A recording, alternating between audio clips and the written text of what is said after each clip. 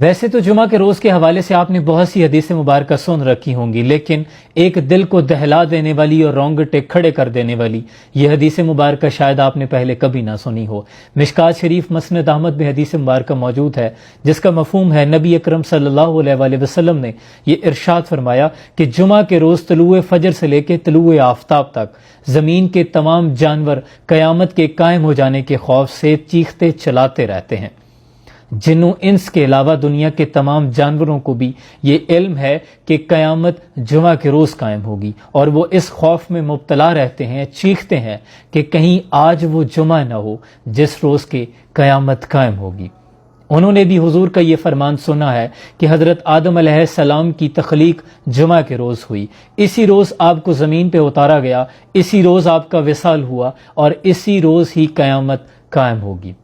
اب میں اور آپ اپنا محاسبہ کریں کہ ہمارے جمعے کا روز بھی باقی دنوں کی طرح اپنے دنیاوی معاملات میں مگن گزر گیا۔ آج بھی جمعے کا روز گزر گیا، ہم نے قرآن کریم کی تلاوت نہیں کی، ہم نے جمعہ کی نماز کا اہتمام نہیں کیا، ایک بھی لمحہ ایسا نہیں گزرا کہ ہم اس خوف میں مبتلا رہے ہوں کہ کہیں آج کے دن قیامت قائم نہ ہو جائے۔ اپنے دلوں میں جمعہ کے روز کی اہمیت کو اجاگر کریں اور باقی لوگوں تک اس پیغام کو زیادہ سے زیادہ شیئر کریں۔ جزاکم اللہ خیر۔